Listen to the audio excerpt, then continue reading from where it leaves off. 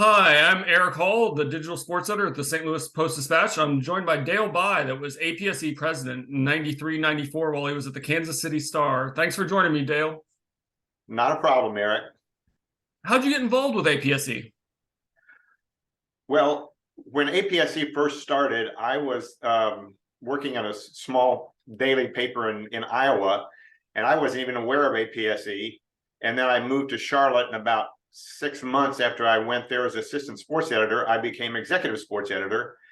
And about, I don't know, 6 months later, Bill Millsaps from the Richmond Times-Dispatch and a former APSE president called me, and he said that for APSE, which was still a fledgling organization, to have any sort of impact in the Atlantic Coast region, it had to have the Charlotte Observer on board.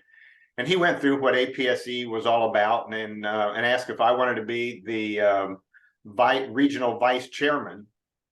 And I said, well, okay. And so there you go. I got involved at the regional level and still was sort of unaware of the national level.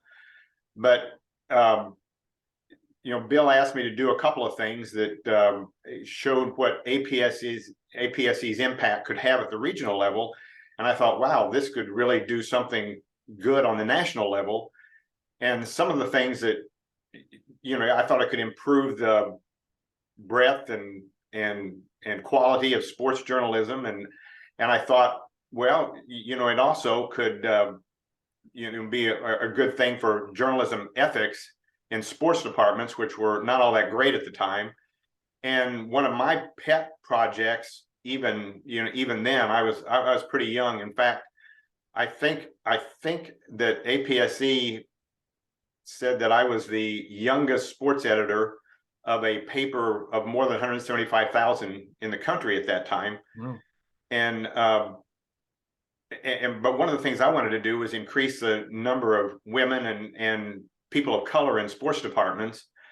And I thought APSE could be a big help in getting that done. Yeah, I read a little bit about that when you were president, you really worked with the Sports Journalism Institute and to try to increase the diversity. Can you talk about some of the things you achieved as president that you're most proud of? Well, the Sports Journalism Institute was founded by Leon Carter and Sandy Bailey, and Sandy was my predecessor as president of APSE. And so I became kind of a sounding board for Sandy as she went through some of the frustrations and challenges of getting that thing started. And interestingly, I sort of had a trial run as president because Sandy said up front that the Sports Journalism Institute was going to be the thing that she was most interested in getting started, and she was going to devote as much energy as she needed to get that done. And some of the other details about being president, she was going to dump on me, and she did, which gave me sort of a chance to know what being president was all about.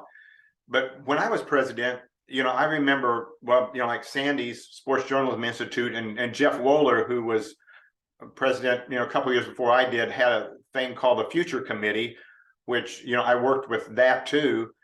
And I thought about having sort of a signature project as well. But then one of the things about APSE is that when everybody's at the convention, it's like a tent revival or something. Everybody becomes a convert, and they want to do all sorts of things with APSE, but then you go back to your paper and you get involved in putting out the daily paper and some of the problems that go along with that, and you sort of forget about what you said you were going to do for APSE. So one of the things I wanted to do was try to make the committees that were inherent in APSE stronger. And so that's what I decided to do, was to push the committee chairs to develop a project and have a report to have at the next APSE convention. And I think it was pretty successful. We had, I bet maybe 80% to 85% of the committees did have a project, and some of them even had, sort of a side project in addition to the one project that I had worked out with the committee chairman. So I was proud of that that we had a convention where there were reports that the members could then react to and decide whether they wanted to, adopt some of the things that were found in the committee reports as part of what they did in their sports sections, or for what APSE could do as an organization. Was part of that the drive-in workshops? Because in the 1998 history of APSE that Herb Stutz wrote, it credits you with kind of pushing the idea for the drive-in workshops, which are now called region meetings. And well, actually, that was sort of something that, well, let me put it this way. I really enjoyed the stuff that I did for APSE outside of being an officer, probably more than I did enjoy the stuff being an officer. In going backwards, I'll get back to the drive-in workshops, but in probably 1982 or so, the organization executive committee sort of came to loggerheads over the bylaws that were in place at that time, and decided that we needed a whole new set of bylaws. And I was pretty new to APSE at that time, but I volunteered to help out. And in the end, Ken Finkel and I wrote the bylaws that I think still are used by APSE. Well, I take that back. Ken did about 80% of the writing, and I did about 80% of the editing of the bylaws. And which is sort of funny, I guess, because Ken was known for copy editing, and in fact he was sort of a copy editing whisperer. Well, I take that back, because Ken never whispered. He was sort of the copy editing lecturer, orator, and I had a couple of a few writing awards in my background from working in Iowa. But we sort of switched roles, and we went through it, and I enjoyed doing that, and enjoyed working with the executive committee and trying to make that work. And when we finished the bylaws, and again, I'm a little hazy on the dates, it was probably 40 years ago, in like 1982 or something like that. We presented them to the executive committee, and then they were voted on at a winter meeting. It strikes me this would have been like in 1983, because that was when we first did the ladder for becoming APSE president, with a third vice president, a second vice president, and a first vice president. I think that was in '83 at the convention in Santa Monica.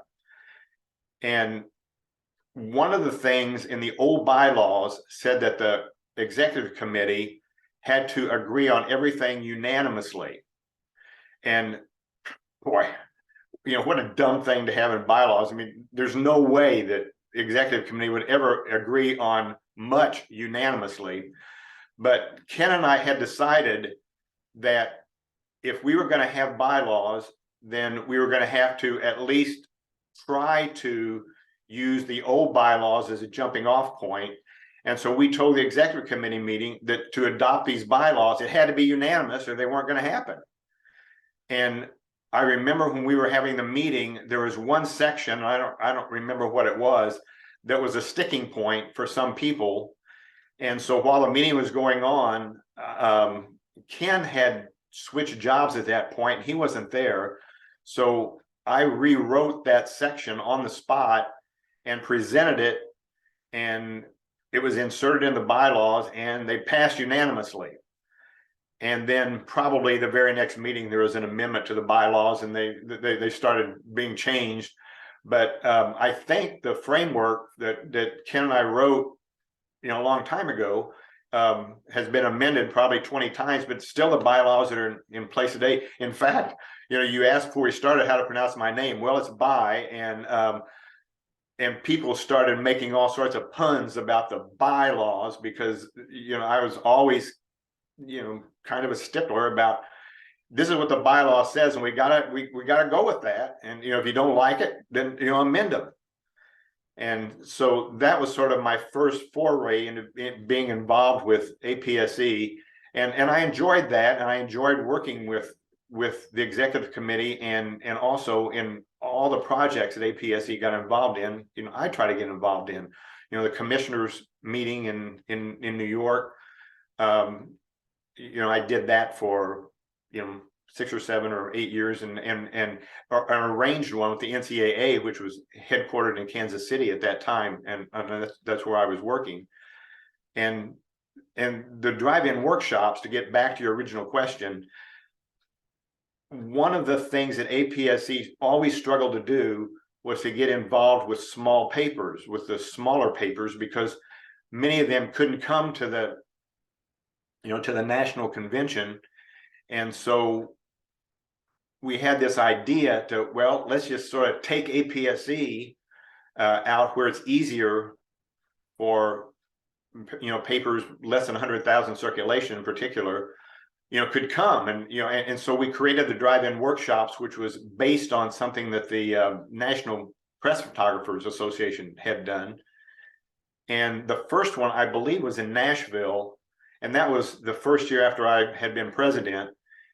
And we had done a test run on one of those in Kansas City, apart from the regional meeting, and it drew people from Arkansas and Oklahoma and Kansas and Iowa and Nebraska, and even and from Illinois and Kansas, and Colorado, and it worked out pretty well. And so we did one in Nashville, and we had, I don't remember now, 40 to 50 participants. Then we had one in Baltimore, and we had one in Colorado Springs. And I think maybe we even had one in St. Louis, because I remember doing a workshop, and Bob Costas was a luncheon speaker, and I think that was a drive-in workshop too. So there were like 5 that I did before I left being sports editor in Kansas City, and sort of lost touch with APSE. You've mentioned a few of the conventions, Santa Monica and Orange County. Is there any other memories, particularly from conventions, that stick out to you? Well, the first one I went to was in Denver, and at the time, APSE's finances were not all that great, and it was at a hotel, and I think it was called the Cosmopolitan, and it's probably not there anymore. But I remember there was a fire alarm in the middle of the night, and everybody ended up in the street and all sorts of garb.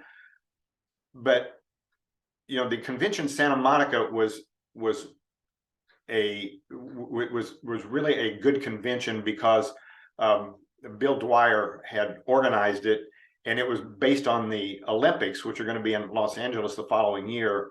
And so we toured a lot of the Olympic sites, and I found that interesting and helpful in planning Olympic coverage.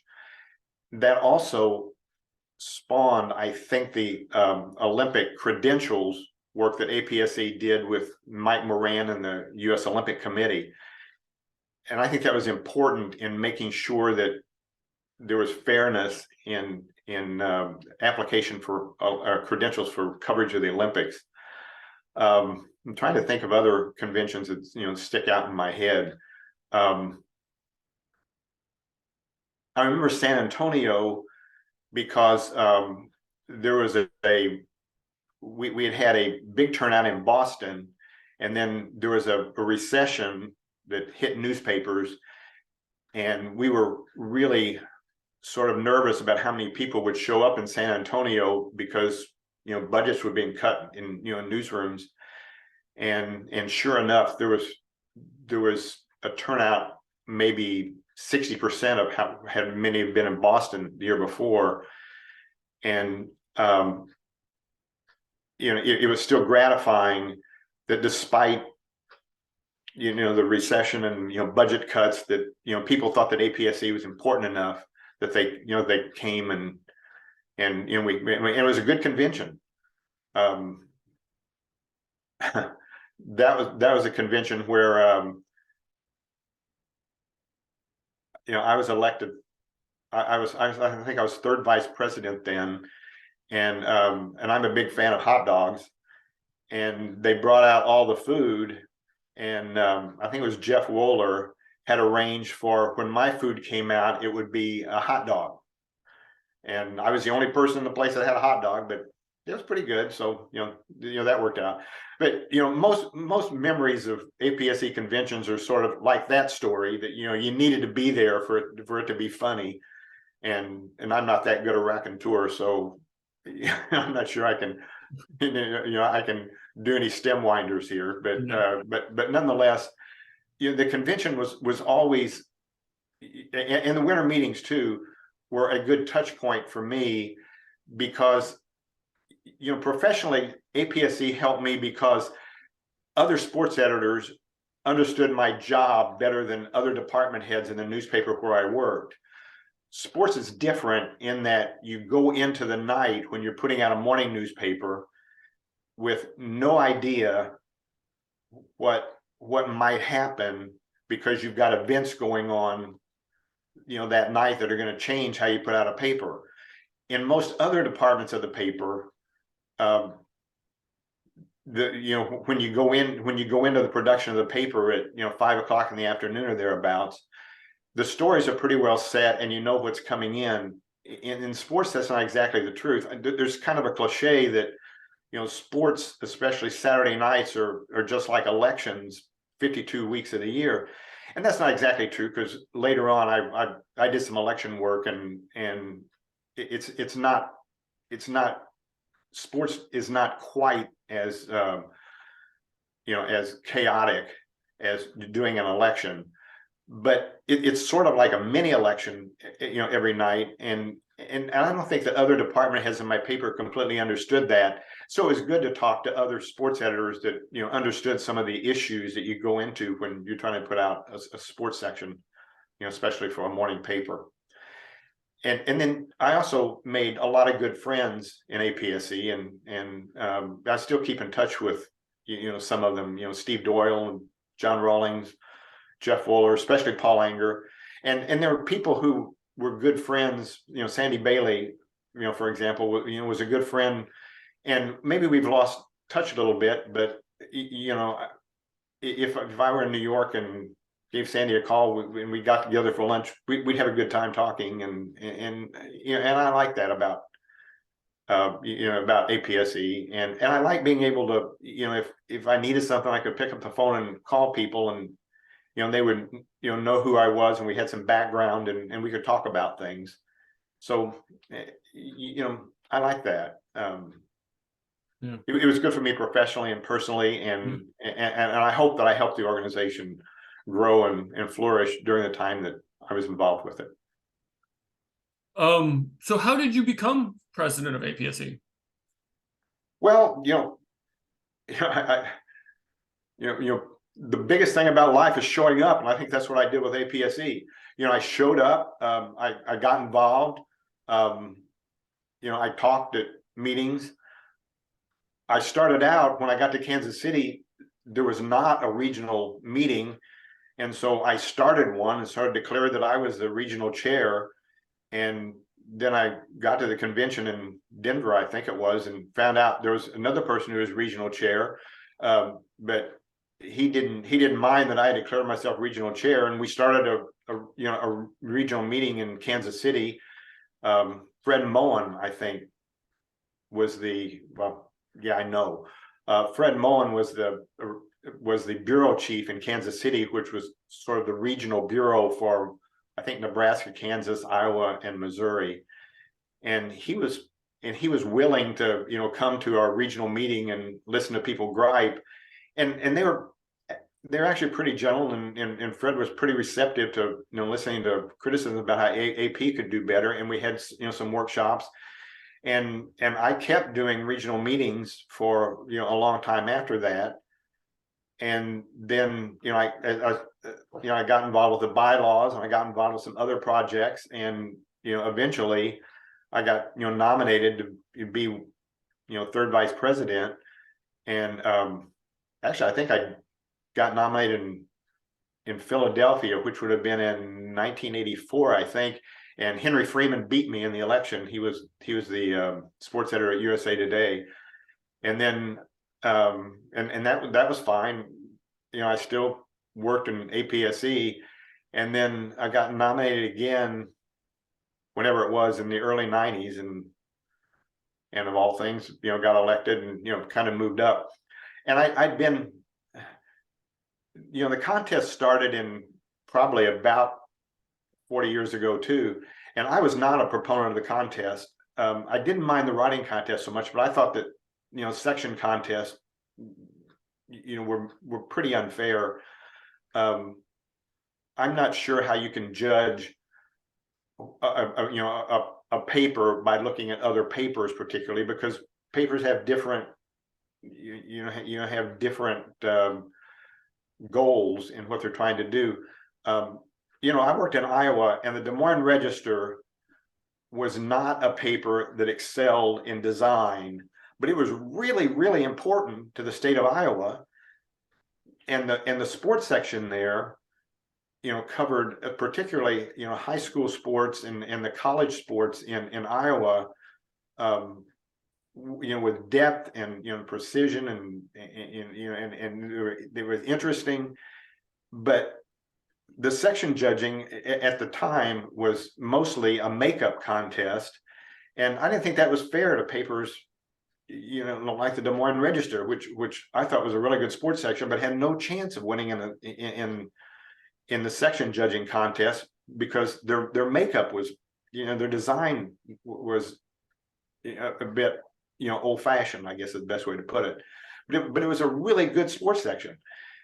So, I was generally an opponent of, of the contest, but despite that, I was the assistant contest chair 4 years in a row. First 2 years with Don Sherlock, who was the contest committee chair, and then after the contest became part of the responsibilities of I think it was the second vice president, then I was assistant contest chair with Jay Searcy, who is the sports editor in Philadelphia, and then with Herb Stutz, who was at the Columbus Dispatch at that time, and later at the LA Times. And I was, I was proud that some of the contest judging regimen that we put in during that time, and all of those contest chairs, had opinions on how that ought to go, and we kind of worked within that framework. But that was the framework that was used for contest judging, for years, and until I left APSE.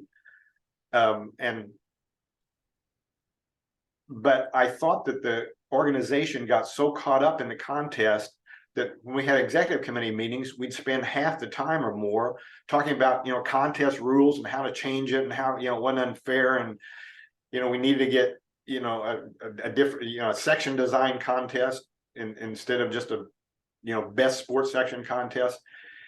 And when Jeff Wohler had the future committee, I worked on that. And one of the best things that I got to come out of that future committee was we put a 2-year moratorium on contest changes. We couldn't talk about contest changes. We couldn't make contest rules changes. So we had to talk about other stuff. We had to talk about getting, more minority journalists involved in sports sections. We had to talk about, the ethics of, of working with Major League Baseball teams. We had to talk about, access for women who are reporters and, their access to athletes in locker rooms. We had to talk about stuff that I thought was more important, than the damn contest. But I will admit that the contest certainly added membership to APSE, and for that, maybe the contest was worth it. But if I could have banned anything in APSE, it would have been the section judging in the contest. And at least for a while, there was at least a push to do that and just do the writing portion of the contest and honor the staffs instead of the section judging, which honored, the egos of the people, of the members of APSE, if you ask me. And you did, so there you go. But eventually, all of that stuff being involved led to, people deciding that maybe I'd be, okay as an officer, and I hope I was. Yeah. What's some of the impact APSE had on you personally and the relationships you made through the organization? Well, as I said, I'm still in touch with, some people, but, I think it made me a better department head. For one thing, we talked at APSE sometimes about, handling, issues that mattered in sports departments. It gave me at least, some contact with, major sports organizations. To use a kind of cliche example, David Stern, for example, knew who I was. Now, how did that help me? I'm not sure, but I think it was good for the people who covered the NBA when Kansas City had a team, that they knew that that we had at least some truck with the NBA. And the same thing was true with Major League Baseball and the NFL and so on and so forth. I think it helped that as I said, I could pick up the phone and and talk to other sports editors. And I enjoyed doing workshop. Copy editing and ethics were the workshops that I did mostly for APSE. And getting feedback from other sports editors helped me be a better sports editor, I think, and also gave me sort of more appreciation for other department heads in my own newspaper who were who had to deal with different problems than I did, but I knew they had problems that they had to work with too. And I will say that one of the things that I'm most proud of as as a journalist and as a department head was increasing, which was my goal, increasing the number of women and people, persons of color who worked on our sports department. And that expanded inadvertently, really, but into LGBTQ community, and that was if I could do anything as as a journalist, that would have been what I would like to say is my defining role as as a journalist and as a sports editor. Yeah. What's some advice you would give to future presidents of APSE? I'm too much.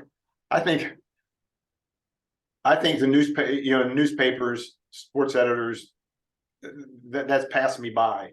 No pun intended. I quit working at a publication. But my last job was with Sporting News, and that was 16 years ago. And since then, the landscape of journalism and what needs to be done is has changed markedly. When I left Kansas City, for example, we had 46 persons in the sports department, and my guess is there are probably 15 people in the sports department now in Kansas City, and that's just a guess. There may be more than that. I don't know. And when I was talking about the bylaws, somehow we got them out. Now it would be easy. You would just send them out, attached to an email. There was no email in 1982, and the same thing is true. There were no. When I left Kansas City, we were just starting to put together websites. We did have, we were pretty active at Sporting News at working the web and having and the website, but that's not much that I had to work with, and I don't understand the problem. So Yeah. I'm not sure I could give an APSE president advice, and if I did, it'd probably be stupid, and she or he would be wise to ignore whatever advice I gave them in the first place. So I think I'm past giving advice to APSE. I was a big enough loudmouth at the time that I don't need to be a loudmouth now. Yeah. What have you been up to lately? Just kind of catch people up on what you're doing now.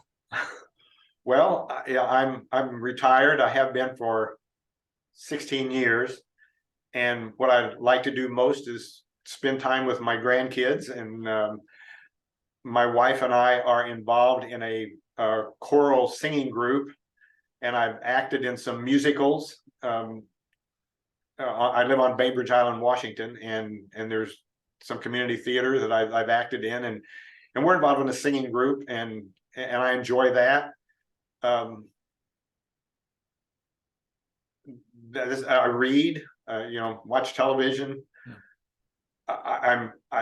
I can tell you that I am really crappy at using my phone. I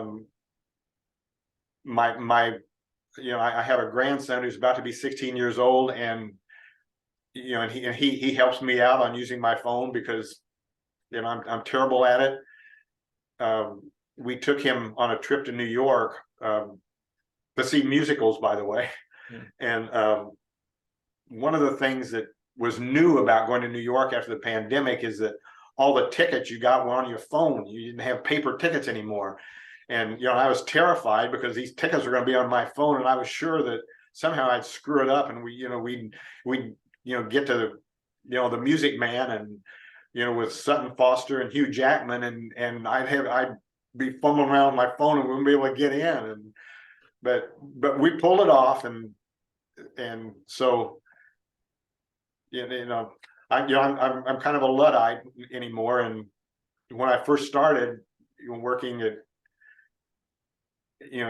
I was sort of a computer whiz, but that was a long time ago. And now I'm backwards, and